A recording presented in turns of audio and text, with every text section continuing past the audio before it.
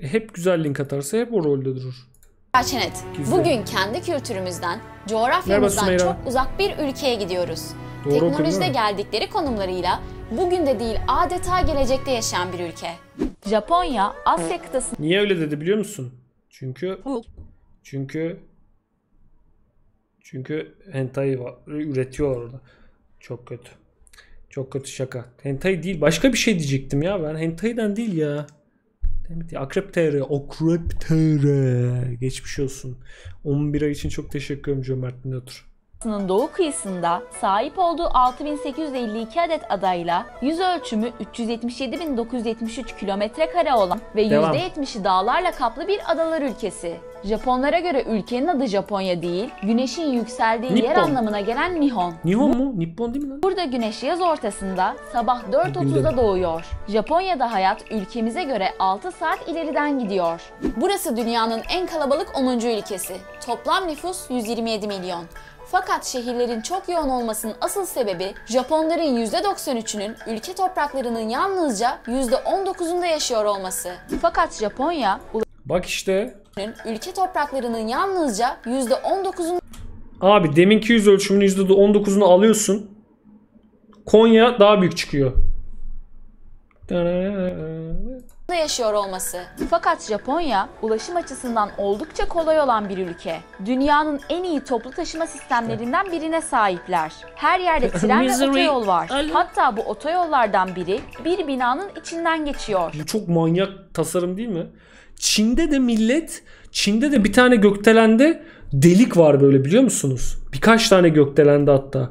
Delik koymuşlar, Feng Shui'yi bozuyormuş. O yüzden dağlardan böyle gelen rüzgarın geçmesi lazımmış. Ejderha gelirse rahat geçsin falan diye. Öyle bir delikli binalar var Çin'de de bazı Trenler yerlerde. genellikle Artı dakikalarıyla 15 social credit. tanınıyor. Ortalama gecikme süreleri yalnızca 18 saniye. Ama trenler o kadar kalabalık oluyor ki istasyonlarda kapıda kalanları Oğlum ejderha, gerçekte ejderha yok. Manyak mısınız yani? Feng Shui'den bahsediyorum size. Hani inanış olarak öyle ejderha. Salak mısınız oğlum? Gerçekten ejderha var. içeriye doğru ittirmekle görevli kişiler var. O Kutatku birlikte ejderha var diyor. siyalar. Bunun gerçek olup olmadığını gidip Japonya'ya bakacağım ha. Yemin ederim.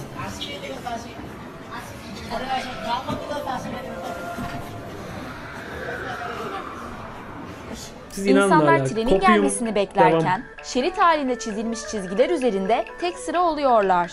Japonların raylı sistemlerde geldiği son nokta ise manyetik trenler. 2027 yılında hizmete açılması planlanan Maglev treni yapılan denemeler sonucunda 603 kilometrelik bir hıza ulaşmış Ejderha yoksa neden ejder meyvesi var açıkla. Haklı. durumda. Bu trenler elektrik akımı verilen mıknatıslar sayesinde raylara değmeden hareket ediyorlar ve birbirini iten mıknatıslar trenin rayların 15 santimetre üstünden gitmesini sağlıyor. Böylelikle sürtünmenin oluşturduğu yavaşlatıcı etki de minimum seviyeye iniyor. Otobüslere arka kapıdan biniliyor ve ön kapıdan inerken ücret ödeniyor. Niye? Otobüs durakları ise yola ters bir şekilde konumlandırılmış. Japonya sürekli çalışan ve hareket eden Her şeyi de farklı yapacaklar ya. Her yerde farklı. Trafik lambaları mavi. Shut the fuck dev up. bir ofis gibi. İşkolik insanları, yanıp sönen neon ışıkları, otomatik satış makineleri, Çok iyi robotları ve daha fazlası. Dünyadaki Build robotların different. yarısı Japonlar tarafından üretiliyor. Hatta çalışanların büyük bir kısmının robotlardan oluştuğu bir otel bile var. Henna Otel. Welcome to Henna Hotel.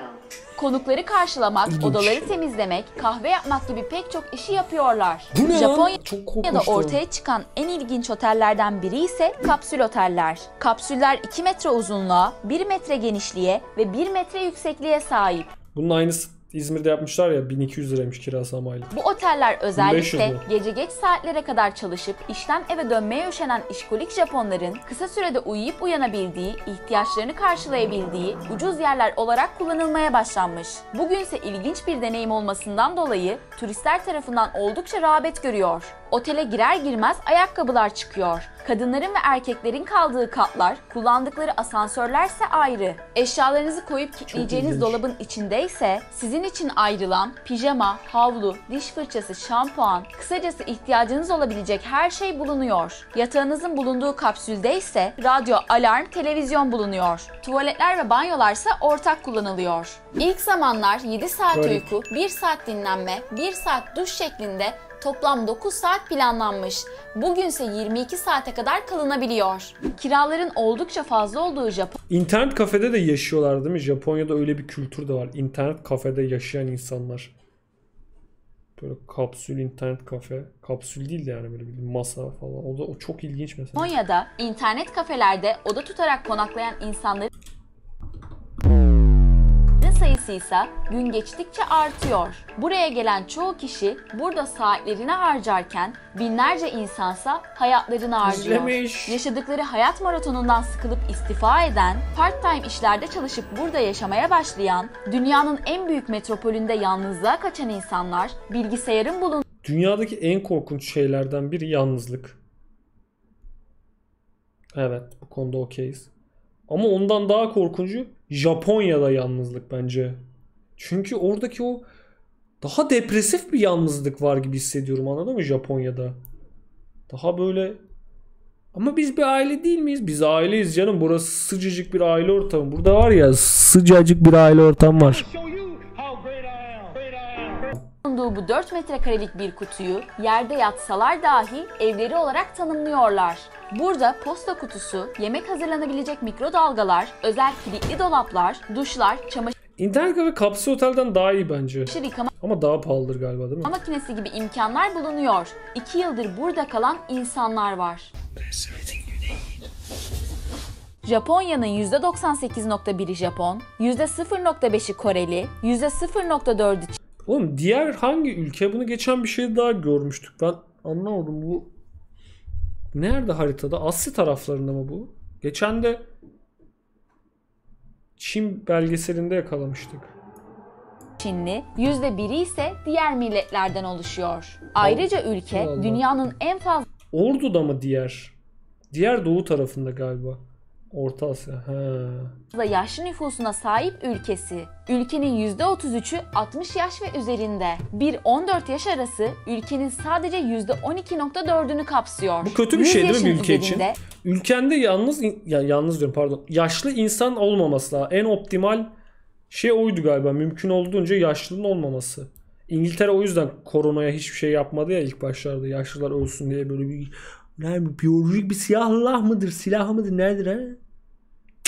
Ülkede toplam 50.000'den fazla insan var. Her yıl Eylül ayının 3. pazartesi günü yaşlılara saygı Robin günü sus olarak ya. isimlendirdikleri bir ulusal tatilleri bile bulunmakta. Ülkenin yaş ortalaması ise 47.3. Doğum oranı o kadar az ki yetişkin bezleri bebek bezlerinden daha fazla tüketiliyor. Evet. Hatta yapılan araştırmalar sonucu evlerde beslenen hayvan sayısının bile çocuk sayısından fazla olduğu ortaya çıkmış. Ülkede yılda ortalama 90.000 kişi evlat ediniliyor. Fakat bunların %98'i iş hayatında başarı göstermiş 20 ile 30'lu yaşlarındaki erkekler. Çünkü Japonya'da bir şirket sahibi Bir dakika 20 yaşındaki insana evlat mı alıyorlar? Sansürlü diye mi doğmuyor acaba? hayatını kaybedince Lan sonra. tüm mirası erkek çocuğuna kalıyor. Erkek çocuğu olmayanlar ya başka birini evlat ediniyor ya da damatlarına soy isimlerini veriyor. Öyle ki 52 nesil boyunca işletilen bir otelleri bile var. Aslında bu toprakların bilinen ilk sahipleri Ainu halkı. Dış görünüşleri farklı, ayıya tapan bir Adam ayıyla el ele ha? Lan ayı ne yapıyorsun lan orada? topluluk. Araştırmalara göre toplam nüfusları 12.300. Fakat çoğu asimile olmuş durumda. Kendi dillerini akıcı bir şekilde konuşabilen sadece 15 kişi kayıtlara geçmiş. Başkent Tokyo ise çevresindeki alanlarla birlikte 37 milyonluk nüfusuyla dünyanın en büyük metropol alanı. 2019 yılındaki verilere göre ise dünyanın en pahalı ikinci şehri. Japonya, 4 ana tektonik plakanın birleştiği yerde bulunan çok katlı volkanik bir takımada. Bu Oğlum Japonya'da o kadar çok deprem oluyor ki. Bu Japonya'da var ya öyle bir o kadar çok deprem oluyor ki bu Japonya'da. Bu Japonya'daki depremlerde böyle adamlar, mühendisler yapmış 8 noktada bilmem ne deprem oluyor. Böyle bina sallanıyor. Beşikte gibi. 16 15 14 13 12 11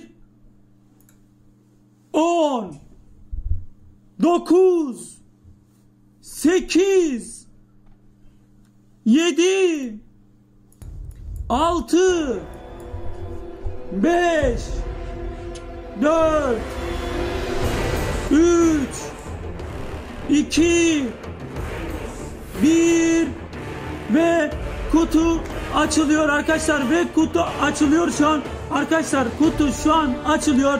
Sadece bir aboneye ihtiyacımız var. Abone olup like atan kardeşim artık kutunun açılmasına neden oluyor. Sadece bir aboneye ihtiyacımız var arkadaşlar. Son bir aboneye ihtiyacımız var. Abone olup like atıyorsunuz arkadaşlar. Kutu açılıyor. Basıyorum tuşa arkadaşlar. Abone olup like atan kardeşim kutu artık açılıyor. Son bir abone yazar mısın kardeşim? Abone olup like attıysan kutu artık açılıyor kardeşim. Evet arkadaşlar, son bir aboneye ihtiyacımız vardı. O aboneyi de tamamlıyoruz artık arkadaşlar ve kutuyu artık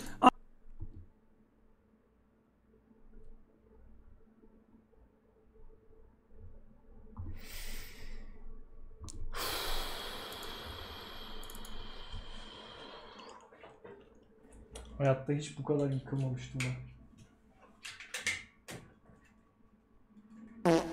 Hiç bu kadar yıkılmadım. Çok güzel videoyu izleyek mi? Sus, psikolojim bozuldu. Devam. Burada her yıl ortalama 1500 deprem oluyor. Oğlum ben niye bu Japonya videosunun hepsini izlemiş gibi davranıyorum? İzledim mi lan yanlışlıkla bir ara? 2011 yılında gerçekleşen 9.1 şiddetindeki Japonya depreminin Böyle beşik gibi dünyanın böyle. dönüş hızını 1.8 mikrosaniye kısalttığı söylenmekte. Hatta bu deprem sonrasında Çünkü izledin ortaya mi? çıkan bazı antik taş tabletlerin üzerinde bu noktadan sonra ev yapmayın yazdığı ortaya çıkmış. Ulan adamlar kaç senesinde uyarmış ha. Buradan yerine buradan sonrasına ev yapmayın. Buradan sonrasına sakın dikmeyin evi. Böyle beşik gibi sallanıyor binalar. Çok felaket bir durum var ortada. Bak adam, Japonya'da deprem olmuş kaç senesinde, 7.8, bir kişi ölmüş, o da Türk. Camdan atlamış. İşte bunu işte aynen öyle. Çok katlı volkanik bir takımada olmasının bir diğer sonucu tsunamiler. Japonya'da daha geçtiğimiz hafta hızı saatte 180 kilometreyi aşan 78 kişinin hayatını kaybettiği bir tayfun meydana geldi. Ayrıca 200'den fazla yanardağa Çok sahip sakat bir yer olması hakikaten ha da bu böyle arada. bir bölgede olmasının başka bir sonucu. Dolayısıyla ülkede oldukça fazla doğal kaplıca var. Fakat bu kaplıcalara, hamamlara, hatta havuzlara Dövmeli niye giremiyorsun lan?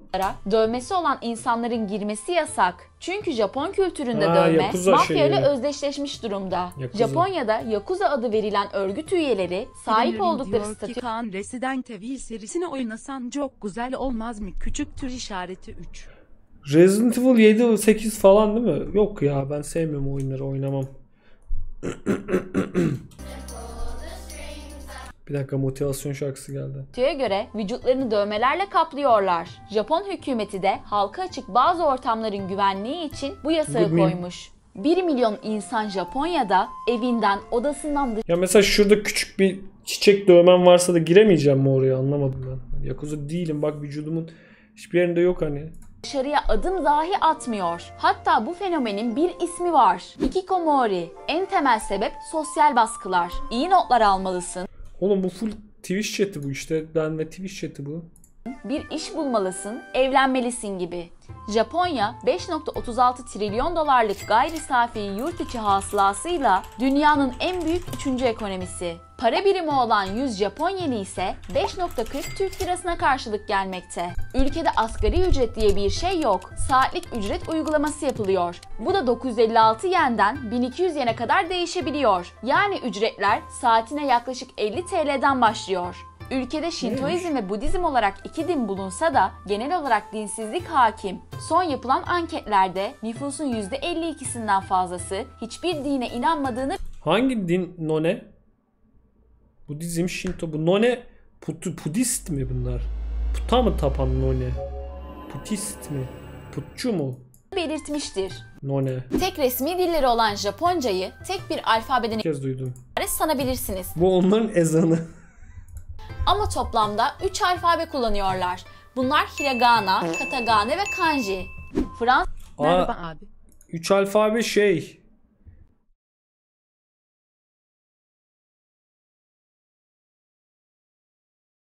kullanıyorlar. Bunlar hiragana, katagane ve kanji. Fransızca ise İngilizceden sonra en çok öğrenilen dil. Japonca'da özür dilemek İlginçmiş. için 20 farklı kelime var. Aşırı geleneksel bölgelerde ise insanlar kadın erkek fark etmeden herhangi bir hata yaptıklarında saçlarını kazıtarak kendilerini cezalandırabiliyorlar. Amerikan prizi Bir ara şey vardı, hatırlıyor musunuz? Bir dakika ya, ben onu... Ha dur. Japon filmi izliyorduk Sena'yla bir ara. Siz chatte yapmadım onu. Japon filmi izliyorduk. Hangi filmdi ya? Çok merak ettim şu an filmde.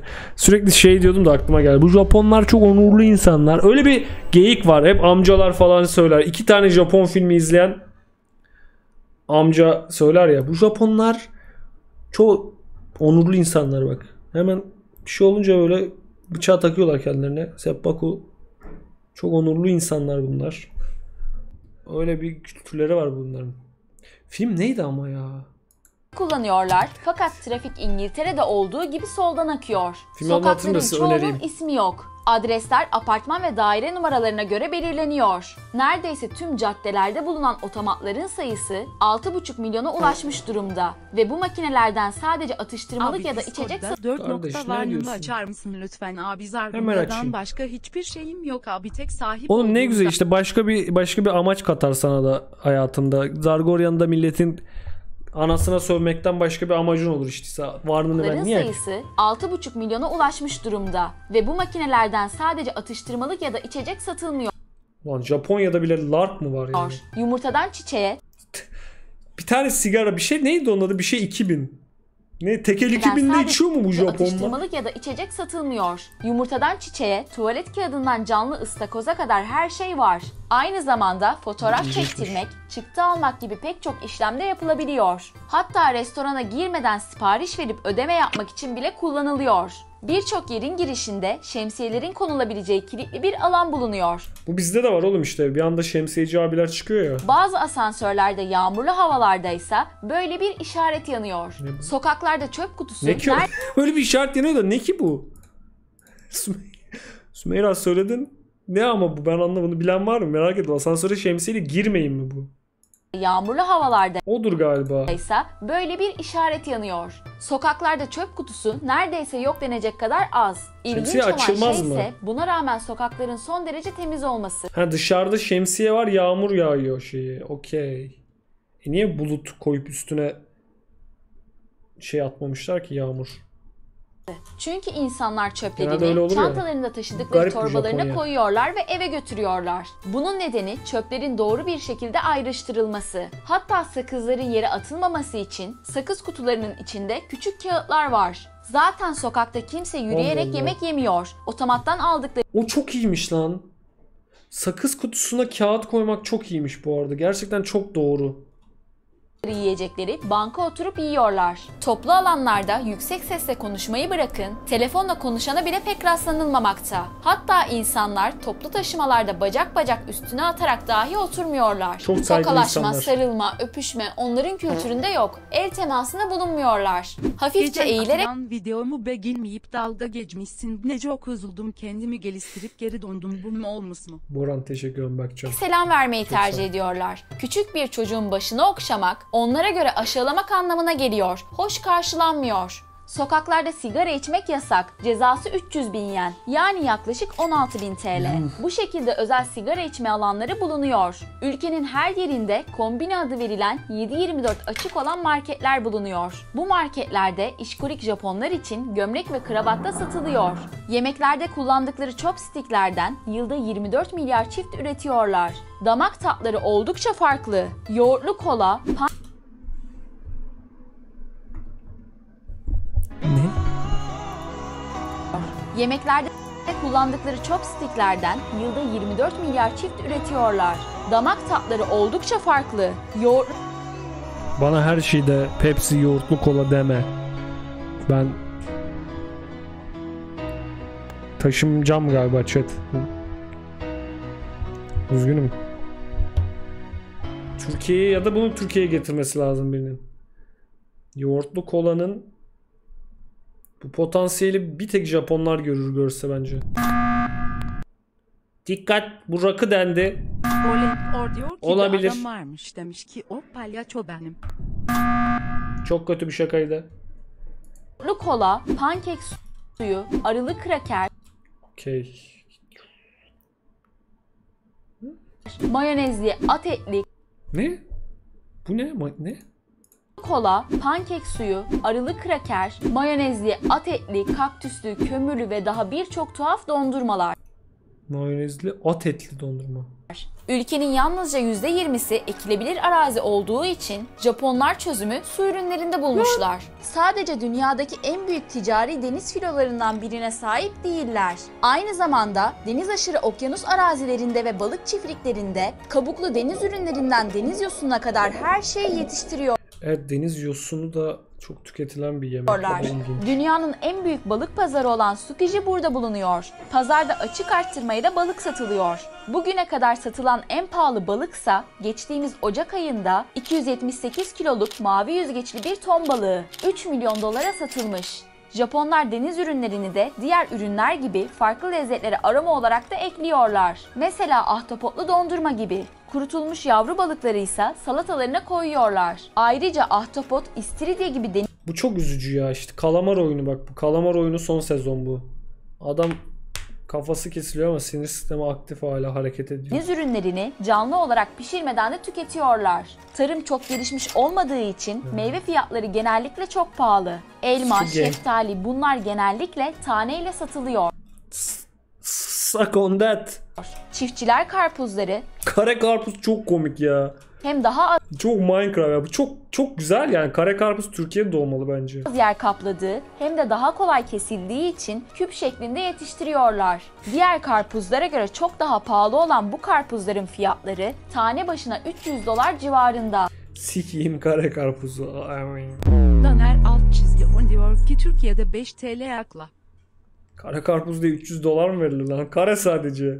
Normal bir karpuz Bir de kelek açtı demin. Puzsa ortalama 3500 yen. Yani yaklaşık 190 TL. Oha. Karpuz, Japonya karpuz mu ihraç etsek? En çok tükettikleri şeylerden biri de at eti. Üstelik çiğ bir şekilde.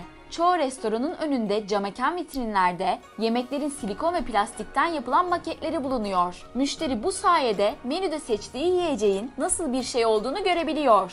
Yemek yerken ağız şapırdatmak o yemeği beğenmenin bir göstergesi. Bahşiş de onlara göre çok rahatsız edici bir durum. Ülkede alışılmışın dışında olan konserve yemek lokantaları bulunuyor. Dünyanın dört bir yanından gelen 300 çeşit yemek seçeneği sayesinde insanlar bu restoranları tercih ediyor. Sumo güreşçileri şişmanlamak için chankonabe adlı bir yahni yiyorlar. Çok sağlıklı bir yemek olarak kabul edilen ve protein açısından çok zengin olan chankonabe, kalori alımını arttırmak için bira ve pirinçle servis ediliyor. Ayrıca 400 yılı aşkın senedir burada Ağlayan Sumo adında ilginç bir yarışma yapılıyor. Bu yarışmada sumo güreşçileri kucaklarındaki bebekleri sıkmadan ağlatmaya çalışıyorlar. En önce ağlayan bebek kazanan taraf oluyor. Bu arada zemin kat 0 değil 1 olarak isimlendiriliyor.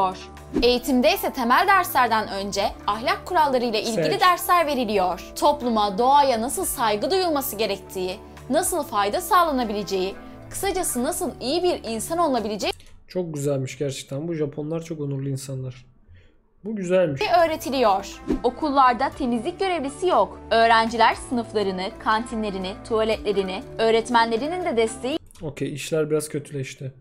ile kendileri temizliyorlar, yemekleri de kendileri hazırlıyorlar. Bunun nedeni temizlik bilincini daha o yaşlarda kazandırmak ve sorumluluk sahibi olmalarını sağlamak. Bu arada Japonya'da işsizlik oranı sadece %2.2. Kırmızı kötü galiba.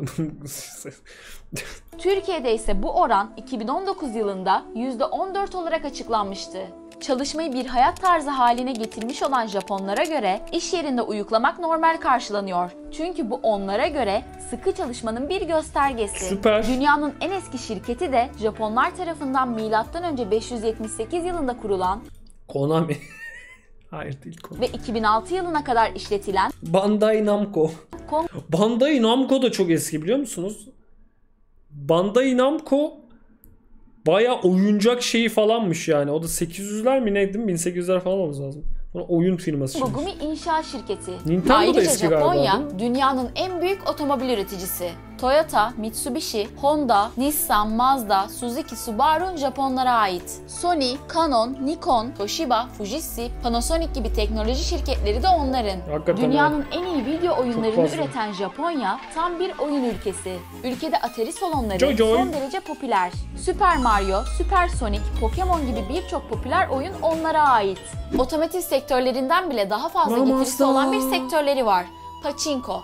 Adeta bir şirket gibi tüm binayı kapsayan oyun salonları, bir nevi kumarhaneler. Pachinko sektörünün yıllık gelirinin 225 milyar dolar civarında olduğu söyleniyor. Ki bu Amerika'daki yasal kumar kazancının 2 katı. Aslında yasalara göre Japonya'da kumar oynamak yasak. Fakat Japonlar bunun bir yolunu bulmuşlar. Oyun bilyeye benzeyen metal Pachinko. toplarla oynanıyor ve oyunun sonunda ise kazandığınız tutarın yazdığı Abi adamlar çok iyi bug bulmuş. Bak bilyeleri nakite çeviriyor. bilyeye benzeyen metal Kafayı yersin. toplarla abi. oynanıyor ve oyunun sonunda ise kazandığınız tutarın yazdığı bir fişle Kafayı beraber yersin size ya. bir hediye veriliyor. Daha sonra bu hediye farklı bir binada paraya Para kazanmadım ki ben. dönüştürülüyor. Sabah işe gidiyormuş gibi evden çıkıyorlar, kapı açılana kadar kuyrukta bekliyorlar ve bütün gün hiç kalkmadan bu oyunu oynuyorlar. Bu arada 1997 yılında yayınlanan bir Pokemon bölümünü izleyen 685 çocuk baş dönmesi ve kusma gibi sebeplerle hastaneye kaldırılmıştı. 685 Ne? çocuğun fotosensitif epilepsi hastası olduğu, bu yüzden yoğun renk değişimleri ve parlamalar sonucu kriz geçirdikleri ortaya çıktı. Çizgi romanlar için harcanan kağıt miktarı, tuvalet kağıtları için harcanandan daha fazla. Animelerde kullanılan sesleri eğitmek için ülkede 130'dan fazla seslendirme okulu var.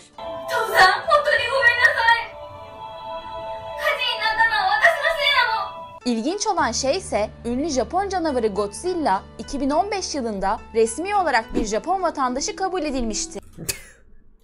Gençler o kadar fazla telefon bağımlısı ki duşta dahi telefon kullanıyorlar. Bu yüzden ülkedeki telefonların %90'ı su geçirmez. Su tasarrufu sağlayan lavabolar var. Lavaboda kullanılan su tuvalet rezervuarında birikir.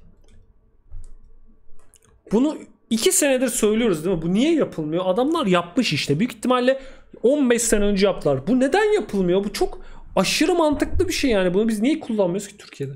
Ve siz sifonu çektiğinizde aynı suyu 2 kere kullanmış oluyorsunuz. Tuvaletlerse çok fonksiyonlu. Yanlarında bulunan bir kumandayla klozeti ısıtma, su püskürtme, suyun sıcaklığını ayarlama, kurutma, sifon sesi gibi pek çok özellik ayarlanıyor. İnanılmaz.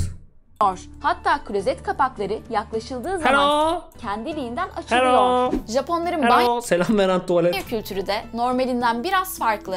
Banyonun içerisinde hem duş alınabilecek bir yer hem de bir küvet bulunuyor. Önce duşlarını alıyorlar ve daha sonra sıcaklıklarını bir kumandadan ayarladıkları küvete giriyorlar. Küvet onlar için sadece rahatlama amacıyla kullanılıyor ve bu küvetlerin Çok en iyi. önemli özelliklerinden biri sıcaklığı sabit tutabilmeleri. Şu küvet kapama yeri de çok iyiymiş. Üstüne bir şeyler de koyabilirsin. İçerisine attıkları bir toz sayesinde küvetteki aynı suyu ailenin bütün bireyleri kullanabiliyor. Okey, bu biraz garipmiş. Ve daha sonra toz sayesinde temizliğini koruyan bu suyu çamaşır makinelerinde kıyafetlerini yıkamak için de kullanıyorlar. Okey, biraz garip. Evlere ayakkabıyla girmiyorlar. Hatta No eve thanks. girildiğinde ayakkabı çıkarmak için özel bir alanları var. Bir şey diyeyim mi? Bu çok güzel bir olay bu arada. Bence bunun Türkiye'deki ülkelerde yapılmalı. Ya Türkiye'deki ülkeler. Çok fazla mal taklidi yaptım, bana yapıştı. Biz de ayakkabıyla girmiyoruz. Niye bizde de böyle bir cami gibi bölüm yok, böyle cami şeyi gibi, değil mi? Bizde yok oğlum. Çoğu evde yok yani bu. Ayakkabıyla girmiyorlar. Hatta eve Türkiye'deki ülkeler girildiğinde ayakkabı çıkarmak için özel bir alanları var. Sadece evlere değil, tapınaklara, bazı restoranlara, kafelere de ayakkabıyla girmek yasak. Okullarda ise ayakkabılarını değiştiriyorlar. Mağazaların deneme kabinlerinde ufak bir halı var. Girmeden önce ayakkabılarını mutlaka çıkarıyorlar. Ayrıca kadınlara deneme kabinlerine girerken makyajlarının kıyafete bulaşmaması için kafalarına geçirecekleri bir bez veriliyor. Evlerin içi ise genellikle küçük ve sade. Japonya'da evler tıpkı arabalar gibi zamanla değerini yitiriyor. Her yıl ortalama 1500 deprem olduğu için sıfırdan yapılan bir ev 15 yıl içinde bütün değerini kaybediyor ve geriye sadece arsa değeri ve yıkım masrafları kalıyor. Nasıl Genellikle ya? Japon halkı ömrü boyunca sabit bir işte çalışmayı tercih ediyor ve taşınmıyor. Bu yüzden kimse başkasından ev almıyor. Onlar için evlerini yıkıp yerine yenilerini yaptırmak daha mantıklı geliyor. Zaten kişi başına en çok mimar Bu şakayı sayısının düştüğü yapacağım ülkede Japonya. Son zamanlarda ise internette bedava ev ilanları çıkmaya başladı. 100 yaş üzeri nüfusun rekor kırdığı bu ülkede 100 yaş üstü insanlar varmış. Bir sürü hem de. hayatını kaybedenlerin evleri zaman içinde bir problem haline geldi. Çünkü insanlar ölen büyüklerinin evlerine ihtiyaç duymadıkları, daha merkezi yerde yaşamak istedikleri Oğlum bizde Allah korusun ya, annem baban ölse var ya, kardeşin de varsa o evi yerler. Burada adamlar bırakıyormuş ya, salıyormuş. Bizde böyle akrabadan ev kalacak. Parçalarlar ha evi. Yok ederler ha, imza toplar, 3 kişi imza alır satarlar, 3 paraya bölerler bilmem ne. Yok ederler ha o evi. ve o evin Yoink. vergisini, bakımını üstlenmek Kan davası istemedikleri oğlum. için O ben bak ciddi söylüyorum ha, bildiğin kardeşlikler bitiyor bu sebepten. Ciddi anlamda kardeş kavgalarının %80'i Türkiye'de bu yüzden oluyor zaten. Anandan babandan eşya kalınca onu bölüşemeyerek. çözümü Adam internette sanıyormuş. bedava ev ilanı vermekte buldu. Bir Japonya'nın de şehirden beleşe uzak veriyorlar. kırsal kesimlerindeki evler boş kalmaya ve hayalet kasabaya dönüşmeye başladı. Tahminlere göre yaklaşık 20 yıl sonra Japonya'daki 900'e yakın köy ve kasaba yok olacak. Bu yüzden hükümetin uyguladığı Aki adında bir proje geliştirildi. Ölen insanların miras bırakacağı kimse yoksa bu evler gençlerin ev sahibi olabilmesi için bazı şartlar karşılığında ücretsiz veriliyor. Yuh. Bu kişilerin 43 yaşın altında olup ilkokula giden bir çocuğunun olması ve ücretsiz aldıkları bu evi restore etmeleri şartı koşuluyor. Şu an ülkede 10 Çok iyi milyondan lan. fazla sahipsiz ev var. İnsanlar Kaç? 10 milyon mu? 10 milyondan Oha. fazla sahipsiz ev var. İnsanlar batıl inançları yüzünden sahipsiz kalan evlerde yaşamak Bu şeye çok inanıyor değil mi Japonlarda? Yatır matır mevzularına. Baya Japonların düştüğü bir mevzu diye biliyorum ben onu. Çok şey yapıyorlar. O çoğu hikayeleri öyle çünkü. Hayalet kadının bilmem evi. istemiyor. Japonlar genellikle arabalarını geri park ediyorlar. Yaşlı sürücüler ve bir yıldan daha az bir süredir sürücü olanlar özel araba stikerleri kullanıyor. Kapılara yakın yerlerde engelliler İstanbul'da da 1 milyondan fazla boş ev var. Ama nerede o evler? için park yerleri bulunduğu gibi yaşlılar için de ayrılmış park alanları var. Ha. Sürücü kursları yaklaşık 2000-4000 dolar arasında ücretlendiriliyor ve kurs bir ay sürüyor. Bir de bu süreyi 2 haftaya düşüren sürücü yetiştirme kampları bulunuyor. Gece gündüz süren yatılı bir kamp. Yapılan bir araştırmaya göre Japonya'da elektrikli arabalar için olan şarj cihazlarının toplam sayısı benzin istasyonlarından daha fazla. Hatta neredeyse mantıklı her bir şey AVM'de yapıyorlar ha. şarj istasyonu bulunuyor. Çok mantıklı bir Trafikte yeşil geçiş. ışık yerine mavi Abi ışık bana kullanılıyor. kaldırırsın lütfen. Hayır. Bunun nedeni Japon tarihinde her iki rengin mavi olarak isimlendirilmesi. Trafik ışıkları ilk ortaya çıktığında aslında yeşil ışık kullanılıyordu. Fakat o zamanlar bu renge de mavi deniliyordu. Hükümet Ne? Garip oğlum bu adamlar ya. nedeni Ne Allah? Japon tarihinde her iki rengin mavi olarak isimlendirilmesi. Niye ona mavi ona yeşil dememişler? Niye? Trafik ışıkları ilk ortaya çıktığında aslında yeşil ışık kullanılıyordu. Fakat o zamanlar bu renge de mavi deniliyordu. Hükümet bu kafa Çok saygılı adamlar. karışıklığına bir çözüm bulmak için yeşilin en mavi tonunu kullanmaya başladı.